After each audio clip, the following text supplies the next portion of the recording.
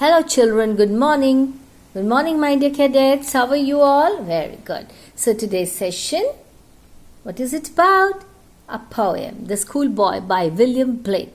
Okay, about the poet. What's the name of the poem? Schoolboy, The Schoolboy. Who's the poet? William Blake. Okay. He was born on 28th November 1757, Soho, London, United Kingdom. Died 12th August 1827 in London, United Kingdom. His works include The Ancient of Days, Newton. So these are his works. Nebuchadnezzar also. Okay. Poems The Tiger, London, The Lamb.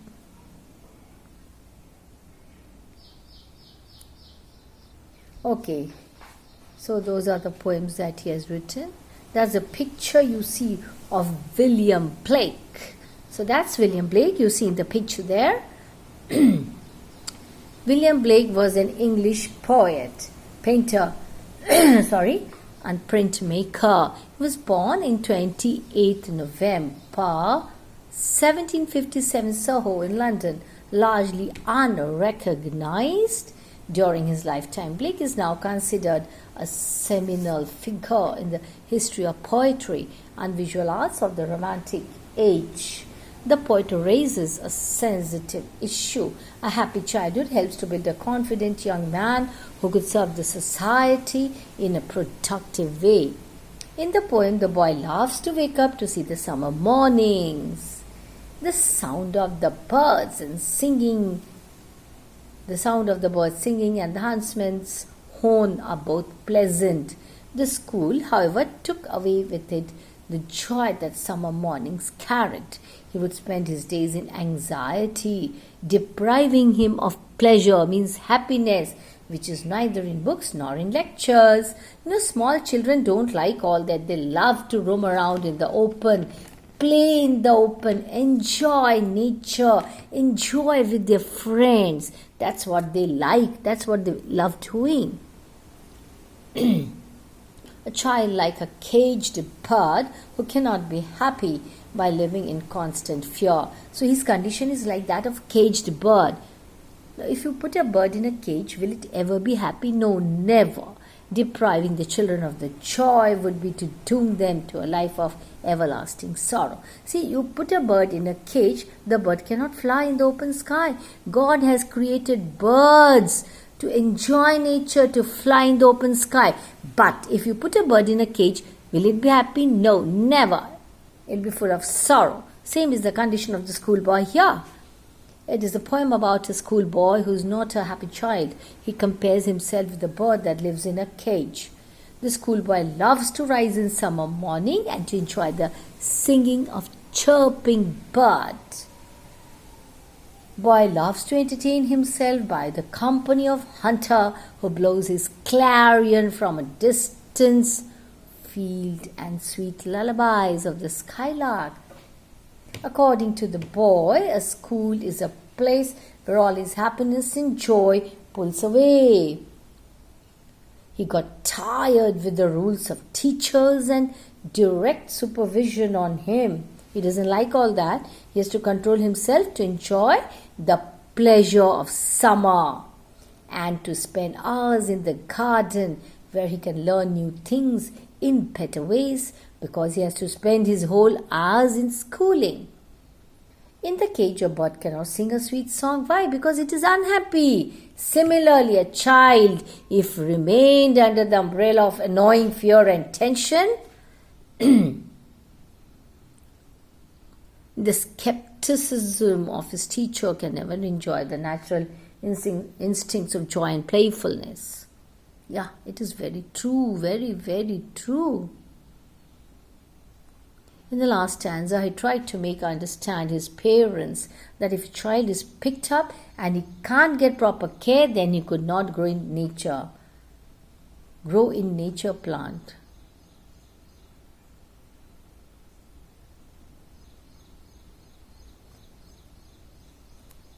So he cannot grow. His growth will be curbed. The parents should also understand their fault. Depriving the child of joy and freedom means a world without spring. That means without any sort of enjoyment. In the absence of a happy child, we shall have a winter of sorrow. Yes, very true, very, very true. Children, read this. Some of you do not have book also, no? So this is a poem.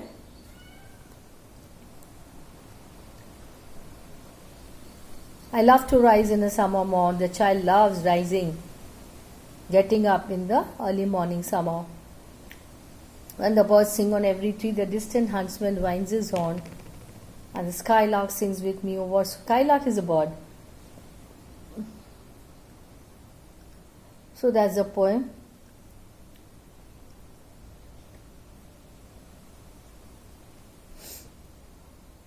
He doesn't like going to school, being under the eye of teacher, constant watch of teachers.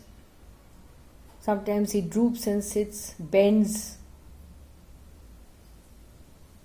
waits for the final bell to go. He loves to be in the nature, among nature, enjoy. His condition is like that of a bird in a cage. That's what he feels. So that's his condition.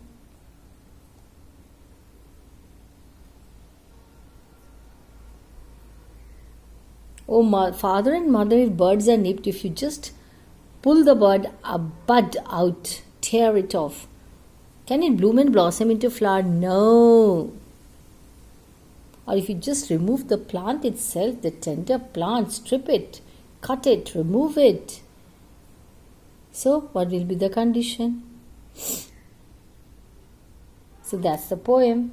Okay, what does each stanza mean? First stanza, the schoolboy wakes and sees the sound of birds pleasant. Yeah, he finds it very pleasant. It seemed to him as if the skylark is singing with him, the bird is singing with him. All this was such a sweet company to him. Second stanza, what is it about? The schoolboys spent their days in utter despair, under the threat of teacher's presence.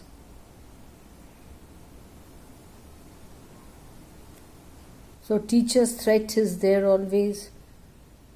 Next stanza 3 describes school, how when home school you can sit happily and read. At school there is no freedom. You will learn what you are told to learn, nothing more, nothing less. School cannot delight him, cannot give him happiness, pleasure, joy. Stanza 4 compares good boy at school to a bird in a cage. Oh my God, a bird can't sing in a cage. Yes, it can never. And also a child can't be happy in school. Yeah, his potentials are restrained, absolutely curtailed. Stanza 5 shows how people are dismayed at school and how students are stripped of their joy. The joy is totally removed, cut. The final stanza describes how school can never be fun, but it is like a cold winter's day blasting through the warm summer. In the last two stanzas, Blake makes a heartfelt plea to parents using an extended metaphor of the natural cycles of life, In the world of nature, a bud grows into a flowering tree that will bear fruit as it matures. Yes, the law of nature. Blake references the seasons, describing how an autumn harvest of fruit sustains life through the harsh winter. In this way, he is illustrating how a happy childhood spent learning from the natural world will reap the benefits of a wise and fruitful old age. So, a certain amount of freedom is necessary for children. The illustration of this poem actually features elements of nature which is reflected in the poem's content. At the bottom of the print there are 3 human figures sitting, examining either the ground or something upon the ground. This indicates an interest in nature of what it is compiled. Okay, around the border of the print is weaving of intertwined vines. Within these vines are foliage, leaves and all that. Okay, flora, fauna. Okay, further up the vines there are 2 human figures sitting in the crook of 2 separate vines. Each one is reading. This could indicate that the farther one travels into nature, the more one will learn. This This is based on actually Blake's emphasis on nature, natural education. Yeah. Also among the leaves and fruits of the vines, on the left of the print is a bird about to take flight. So it's all about nature, Birds can also symbolize knowledge and nature. The presence of the bird indicated the freedom and learning that can come from education from nature rather than formal classroom. Yeah. So actually the poem highlights Blake's affinity for alternative methods of education. Yeah. Consistently repeated is the draining element of schoolroom education and how it. So he insists on learning outside the classroom, promotes learning outside classroom. Yeah, specifically he believes in spontaneous and natural creativity. Yeah. That means learning in freedom, with freedom rather. Here actually it is retirement. Retirement means to remove oneself from society and return to nature in order to rejuvenate the soul and the imagination from the varied doggedness of society. So Cooper believed that remaining in society for a long period of time would result in the soul becoming worn out. Cooper is the name of a person, he believed in that, okay? The analogy of the bird and the boy is also evidence of the recurring theme of nature.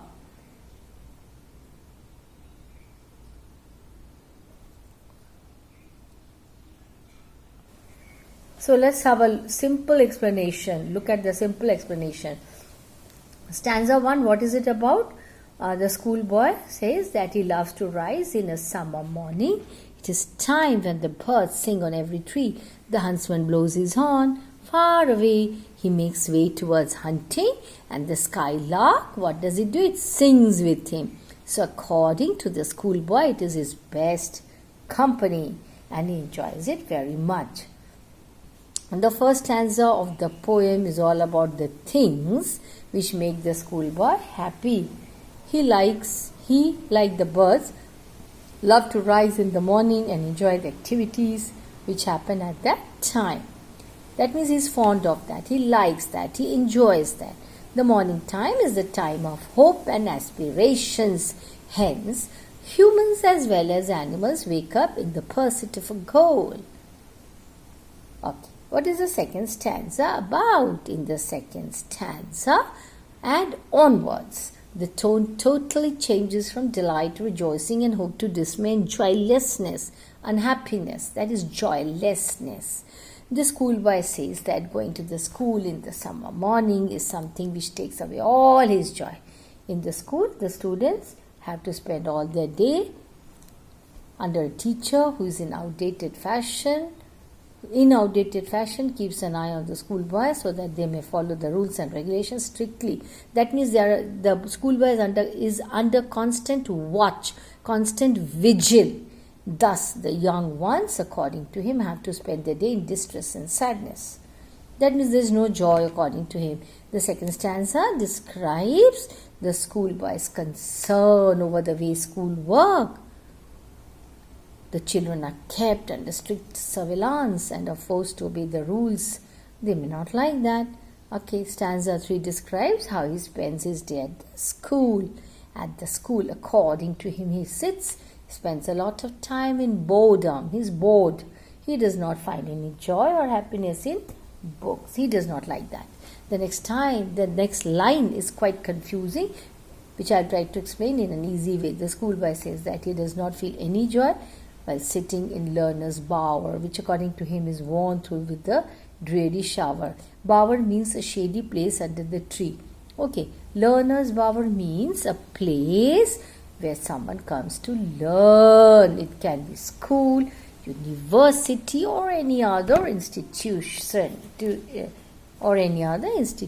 That is learner's bower.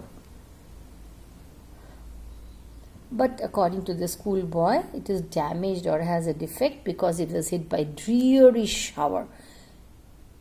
It means heavy rain, which is disastrous. However, when we try to relate dreary shower to the learner's power, it means that the school's education system has been damaged or it is defective. Oh, now why is it defective? It can be traced in the previous stanza, the cruel eye. A young student cannot learn under restrictions. He needs love, freedom, joy. But the cruel eye of the teachers or parents has destroyed the basic purpose of education. That means there's no freedom, no enjoyment. The students are forced to learn those things which make them capable of acquiring materialistic things.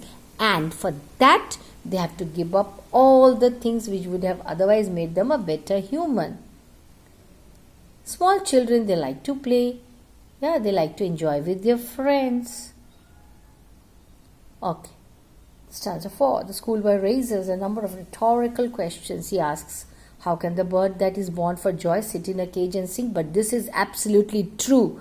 Absolutely true. You put a bird in a cage, it can never be happy. It can never sing from within its heart. So never put a bird in a cage. Here he compares himself to a caged bird, like the caged bird which is born to remain free. God has created birds to remain free, to fly in the beautiful blue sky. The space in the sky and the space in the cage, is it equal or the same? No, never. Next he asks, how can a child when fears annoy but droop his tender wing and forget his youthful spring? Here he says that a child who is scared by the teachers and parents cannot forget the joy of freedom when the latter keep their wings locked. Thus he remains joyless and longs for the freedom. Here the child actually is longing for freedom, for joy, for happiness, for pleasure. 5th stanza. In this stanza, he is in conversation with his parents. He says that like a flower's buds,